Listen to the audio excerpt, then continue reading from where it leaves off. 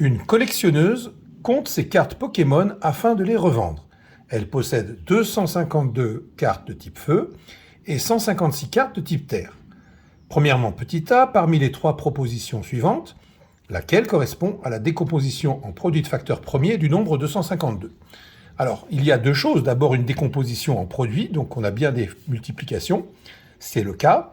Maintenant, il faut vérifier que les facteurs sont premiers. 9 n'est pas un nombre premier, donc ça, ce n'est pas bon. 21 n'est pas un nombre premier, donc la proposition 2 n'est pas bonne. La bonne proposition, c'est la proposition numéro 3. Petit b, donner la décomposition en produit de facteur premier de 156. Alors, on y va, 156... Donc, question petit b, 156. Je le divise tout d'abord par 2. Cela fait 78. 78, je le redivise par 2. Cela fait 39. 39, je le divise par 3. Cela fait 13. 13 étant un nombre premier, la décomposition s'achève. Donc, je peux écrire que 156 est égal à 2 au carré multiplié par 3 multiplié par 13. Deuxième question, elle veut réaliser des paquets identiques, c'est-à-dire contenant chacun le même nombre de cartes terre et le même nombre de cartes feu en utilisant toutes ces cartes. Deuxième question, petit a, peut-elle faire 36 paquets? Alors, il s'agit de vérifier que 36 est bien un diviseur de 156 et 252.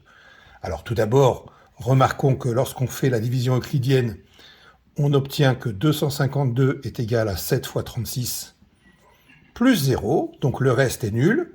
Cela signifie que 36 est bien un diviseur de 252. Enfin, 156, c'est égal à 4 fois 36, plus 12. Donc ici, le reste est égal à 12.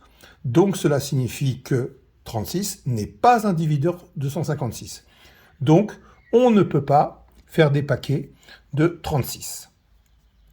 Deuxièmement, petit b, quel est le nombre maximum de paquets qu'elle peut réaliser? Donc on va chercher, donc ici, c'est dit d'une façon déguisée, mais il faut chercher le PGCD de 252 et 156. Et bien pour cela, on va utiliser les deux décompositions en facteur premier. Donc tout d'abord, nous savons que 252, ça s'écrit 2 au carré fois 3 au carré fois 7. On sait que 156 s'écrit 2 au carré fois 3 fois 13. Eh bien, cela signifie que le PGCD, c'est donc ce qui est commun et ce qui est le commun en plus grand, donc 252, 156. Eh bien, on a 2 au carré en haut, 2 au carré en bas. On a 3 et on a 3. Donc, c'est 2 au carré fois 3. 2 au carré, cela fait 4. 4 fois 3, c'est égal à 12. Petit c, combien de cartes de chaque type contient chaque paquet? Donc il suffit pour cela de faire 252 divisé par 12. Et là, on obtient, eh bien, 252 divisé par 12, cela fait 21. Donc 21 type feu.